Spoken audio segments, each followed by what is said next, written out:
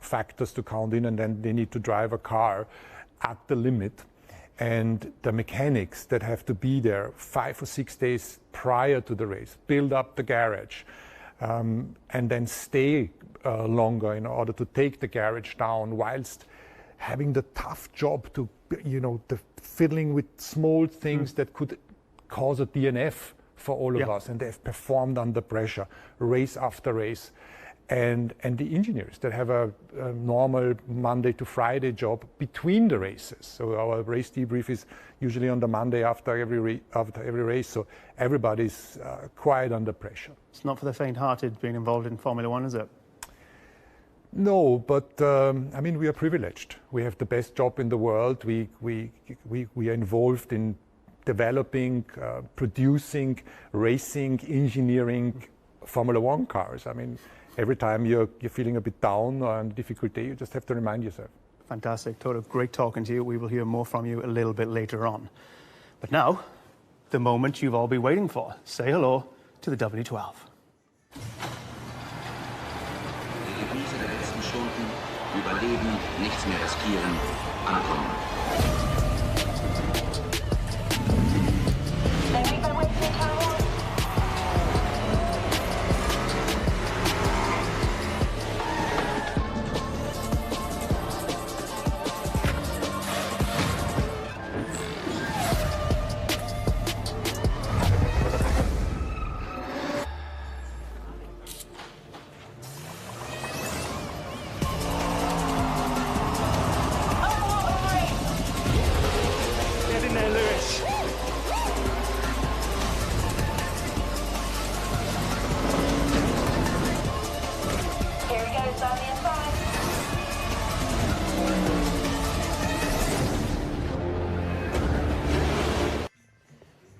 And there it is, a thing of beauty, I'm sure you'll agree. Joining us now, the two men who will drive the W12, Valtteri Bottas and Lewis Hamilton. Gentlemen, fabulous to see you. Really, really good to see you.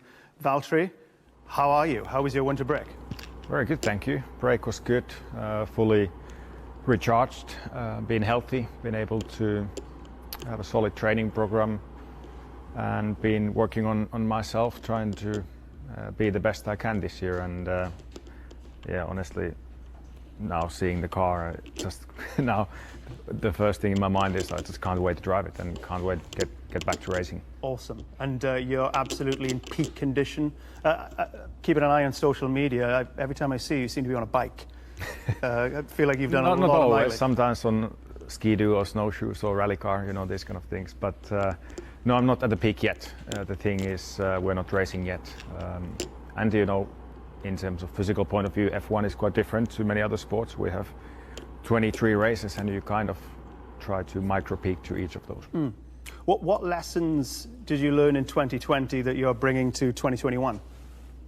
A lot of lessons. Again, it's so much things in this sport that you learn about yourself, and the opportunities to be better driver each year if you take those on board. And I think the main thing over the winter and over the break with the processing and learning of things has been the self-honesty.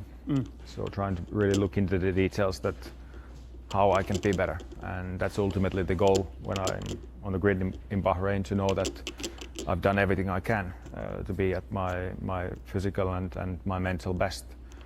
And same thing, overall target is then to get to the end of the year in Abu Dhabi and look back and say I did everything. Gave it all I had, and hopefully that will bring the results. This will be your fifth season with Mercedes, and I swear, from the moment you've stepped into the cockpit in 2017, the Wolves have been circling that seat. Are you ready to fend them off for another year? Of course I am. It's now my fifth year with the team, and actually, quite a few in Formula One already. So I have full focus on my own targets and the targets for us as a team and the people around me. So that's going to be the only thing on my mind. Fantastic. Best of luck, Valtteri. Moving on to Mr. Lewis Hamilton. Sir Lewis Hamilton, 7-time world champion. How are you feeling? Good. Just happy to be back and back in the factory and just ready to go. Really, it's kind of it always feels like a long break, even though they get shorter and shorter each year. But yeah, just excited for people to see the car, excited to see what it feels like when we finally get out in it. Just, you know, the accolades, as I said, you know, a 7-time world champion, and you know, Sir Lewis Hamilton, and I keep thinking back to that little kid on Blue Peter with the remote control car, and my goodness, what a future that kid had and has. You know what I mean? Do you look back at the whole scope of what you've achieved? Of course, definitely, and I think I was just talking to Toto. It's really about opportunity, and I was very, very fortunate when I was younger to have those experiences on BBC and